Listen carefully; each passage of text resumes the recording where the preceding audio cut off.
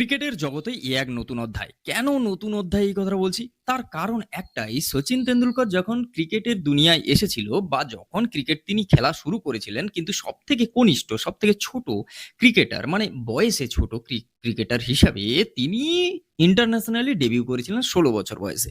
এবার ক্রিকেটের জগতে পা রাখতে চলেছে সেই রেকর্ডকে ব্রেক করে বৈভব সূর্যবংশী।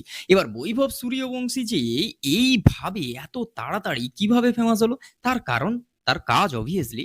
কারণ তার কাজ, তার ব্যাট, তার হাতে ব্যাট মানেই সেখানে কোথাও গিয়ে একটা সেই আলাদিনের প্রদীপের মতো। কখন যে ওই ব্যাটটা থেকে ৬-৪ থেকে শুরু করে কি আসতে চলেছে সেটা আমরা প্রেডিক্টও করতে পারি না। কারণ আইপিএল যারা দেখেছে বৈভব সূর্যবংশীর খেলা কি জিনিস তারা তো এই বিষয়ে অবগত থাকবে। কিন্তু যারা বৈভব সূর্যবংশীকে এখনো চেনে না তাদেরকে আমি একটা কথাই বলবো, তোমরা ক্রিকেট দেখা ছেড়ে দাও। তার কারণ একটাই, পুরো আইপিএল সিজনে এবছর বলো বা আগের বছর বলো, বৈভব সূর্যবংশীর নাম কিন্তু বেশ জ্বলজ্বল করেছিল। আর এবারে শুধু আরসিবির চ্যাম্পিয়ন ট্রফি ছাড়া যদি কিছু বলো তাহলে বিরাট কোহলির ম্যান অফ দ্য ম্যাচ, ওই দুটোকে যদি আমি বাদ দিই বাকি যত ট্রফি হয় সবকিছু নিয়ে চলে গেছে বৈভব সূর্যবংশী। আর বৈভব সূর্যবংশী যে একজন সব থেকে কনিষ্ঠ একটা ক্রিকেটার হিসাবে ইন্ডিয়ার জাতীয় দলে চান্স পেয়ে সে খেলতে যাচ্ছে। এবার সে যখন খেলবে তখন সবার রেকর্ড তো ভাঙবে। আর ১৫ বছর বয়সে সব মানে প্রথম একেবারে ১৫ বছর বয়সে একজন জাতীয় দলে চান্স পাচ্ছে আর ইন্টারন্যাশনাল খেলা খেলছে, মানে ব্যাপারটা বোঝো।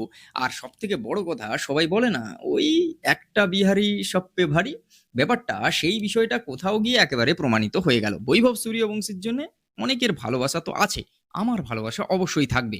কিন্তু তার আগে দেখার বিষয় আছে, ন্যাশনালি তো তিনি অনেক খেলা খেলেছেন, ইন্টারন্যাশনাল খেলাগুলো কেমন তার হয়। আর একেবারে জাতীয় দলে, জাতীয় টিমে কিভাবে তাকে কোন জায়গায় খেলানো হয়? হ্যাঁ, অবভিয়াসলি বৈভব সূর্যবংশীকে ওপেনারই নামানো হবে। আর যাই হোক, আরো একটা ভিডিও তো বানাতেই হবে শ্রেয়াস আইয়ারকে নিয়ে। তার কারণ সে এখন ইন্ডিয়া দলের টি-20 ক্যাপ্টেন হয়ে গেছে।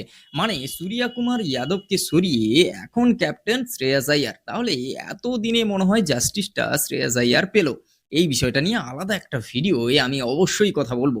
এখন এই ভিডিওতে আমি বৈভব সূর্যবংশীকে নিয়ে একটা কথাই বলতে পারি যে রেকর্ডটা সে আইপিএলে করতে গিয়েও করতে পারলো না। জাস্ট ২৯ বলে ১০০ মারার যে রেকর্ডটা সেটা তার মাত্র ৩ নাম্বার, মানে ৩টে রানের জন্যই যেভাবে এবং হয়ে গেল, মানে তাকে আউট হতে হলো, ডাগ আউটে ফিরতে হলো।